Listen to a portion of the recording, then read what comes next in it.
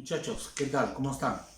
Vamos a culminar hoy día con la clase que nos tocó desarrollar esta semana referente a los conflictos durante la década de 1960.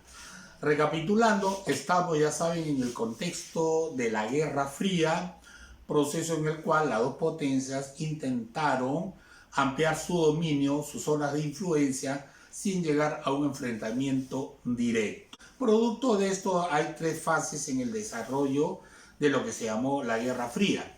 La clase anterior vimos sobre la coexistencia pacífica, ¿no es cierto? Proceso de bajar la tensión, buscar la conversación, el diálogo para evitar una conflagración mundial. Sin embargo, a pesar que se dio ese proceso de distensión, de bajar la tensión entre ambas potencias, sin embargo también se dieron conflictos regionales donde se va a manifestar este enfrentamiento indirecto que se va a dar entre esas dos potencias, Estados Unidos y la Unión Soviética. El escenario va a ser la península de Indochina, ¿no es cierto? Pero precisemos, Indochina fue una península que a fines del siglo XIX estuvo colonizada por Francia. Colonización que lo tuvo hasta la entrada de la Segunda Guerra Mundial, porque el imperio nipón, al igual que Alemania e Italia, buscaba expandirse y tener zonas de influencia. En el caso de Japón, en lo que es el Pacífico Sur. Por lo tanto, Japón invade Indochina y lo toma bajo su dominio.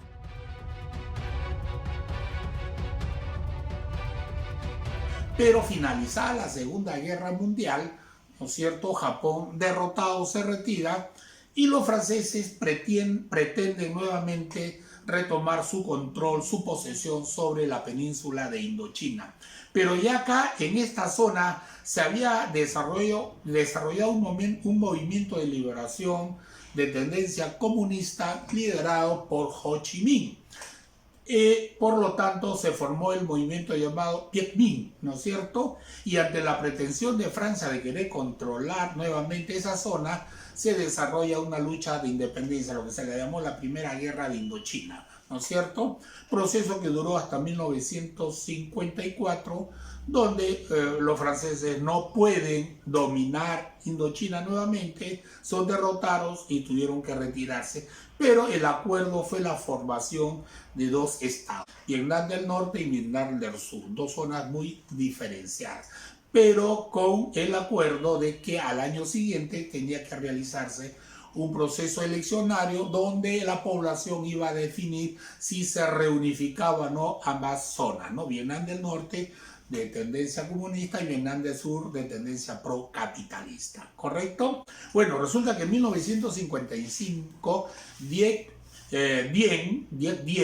¿no es cierto?, en las elecciones que se da amañada, fraudulenta, prácticamente un golpe de Estado, toma el poder y se niega a realizar las elecciones para ver si se reunificaba o no las dos zonas de Vietnam. Por lo tanto, impide que se lleve a cabo este proceso de eleccionario para la reunificación y, por el contrario, formaliza definitivamente la formación de la República de Vietnam del Sur de orientación capitalista, teniendo como un brazo fuerte de apoyo a Estados Unidos. Pues bien, el hecho es que en 1960, ¿no es cierto?, ante la oposición de la población de Vietnam del Sur y del movimiento comunista de Vietnam del Sur, no de Vietnam del Norte, que van a conformar el Viet Cong, así lo llamó Estados Unidos, el Viet Cong, ¿no es cierto?, se van a oponer a esta formación definitiva de una república separada de Vietnam del Norte. Por lo tanto, van a iniciar su proceso de liberación formando el Frente de Liberación Nacional. En 1960 decía, ¿no es cierto?, que Vietnam del Norte va a dar su apoyo al Viet Cong del Sur y a la población de Vietnam del Sur para reunificar ambos Vietnam. Estados Unidos, ante esta situación, amplía su nivel de apoyo a Vietnam del Sur de tal manera que obviamente le convenía apoyar a la dictadura que se había instalado ahí en Vietnam del Sur. Recuerden ustedes que Estados Unidos hablaba de la doctrina Truman, de un mundo libre, de una libertad de pensamiento, libertad de opinión, que los pueblos tenían derecho a decidir su futuro, ¿no es cierto? Las elecciones eran abiertamente lindas y transparentes, ¿no? La doctrina que desarrolla Truman, pero paralelo a eso también su deseo, su teoría del dominó, de dominar, controlar zonas, impidiendo que movimientos comunistas apoyados por la Unión Soviética pudieran entrar en la órbita occidental bajo control de los Estados Unidos.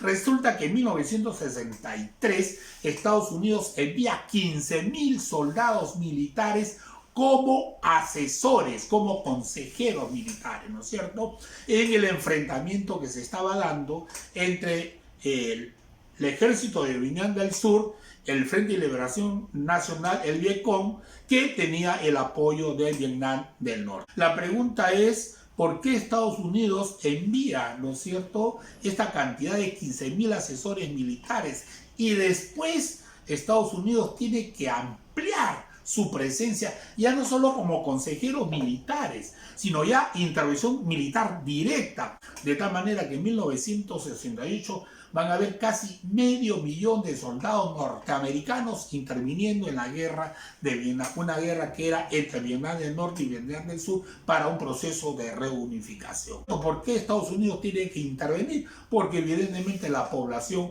estaba de acuerdo con el proceso de liberación por el movimiento revolucionario conducido, dirigido por el Viet Minh, el movimiento comunista liderado por Ho Chi Minh.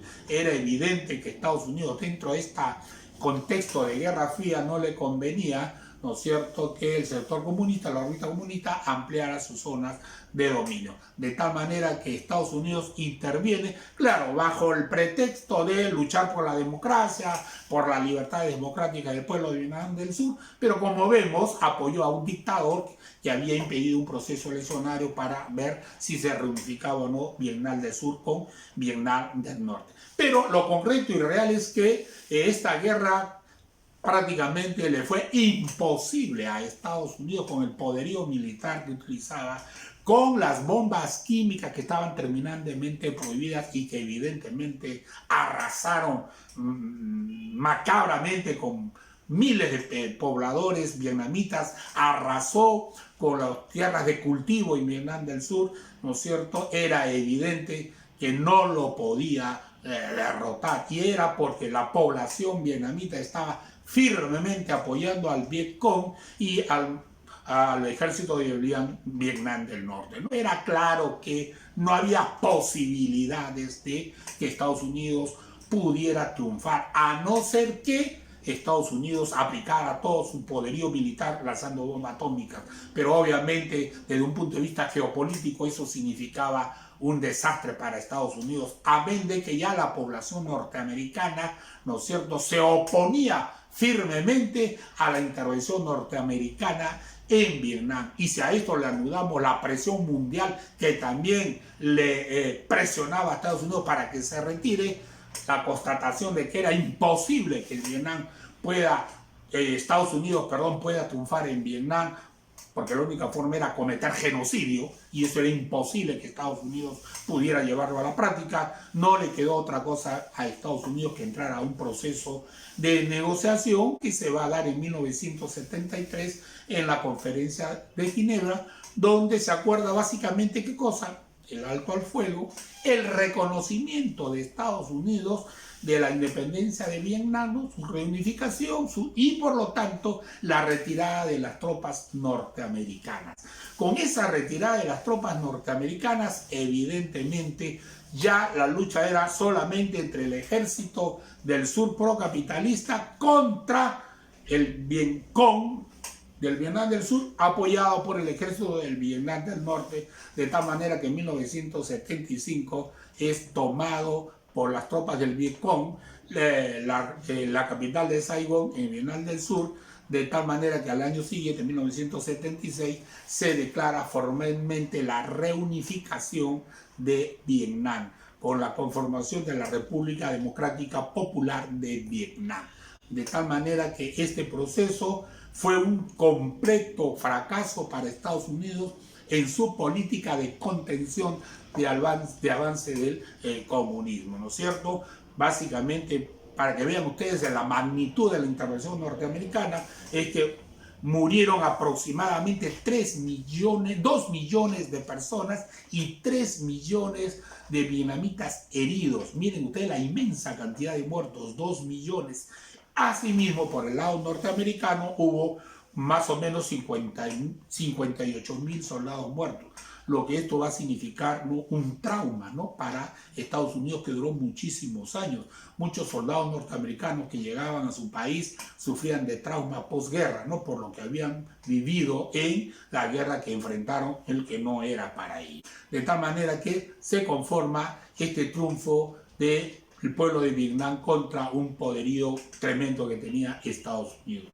Pero por el lado soviético, por la órbita soviética, también hubo situaciones de descontento. Así tenemos el caso de lo que se conoce como la Primavera de Praga, ¿no?, que se da en 1968. ¿Dónde se da? En Checoslovaquia.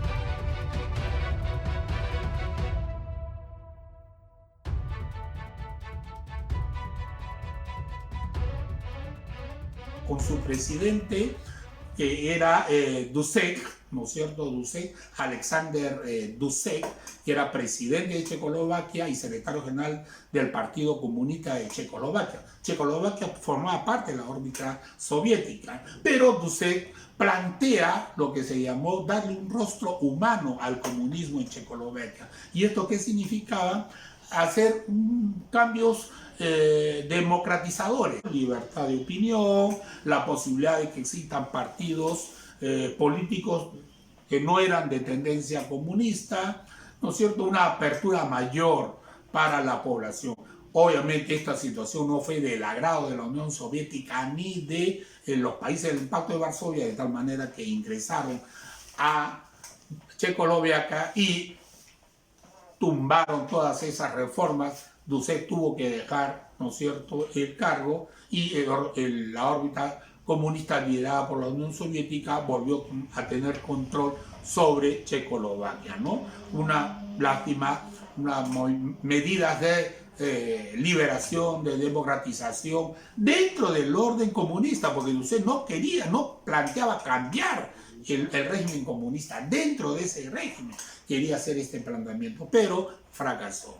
Y un tercer hecho importante es la llamada carrera espacial, que como ustedes ya saben, ¿no es cierto?, es también un campo de conflicto que se dio entre la Unión Soviética y los Estados Unidos, ¿no? Y a la final Estados Unidos va a llegar a la Luna, va a ser 2 astronautas en 1969 en el Apolo 11, al unirse en la Luna, ¿no?, por primera vez. Neil Armstrong y Aldrin son los que van a llegar, ¿no?, a tierra lunar, de tal manera que en esto va a haber un avance tremendo por parte de Estados Unidos, pero la Unión Soviética no se ha quedado atrás, y otros países desarrollados también ya en la actualidad están en ese proceso de dominio del espacio.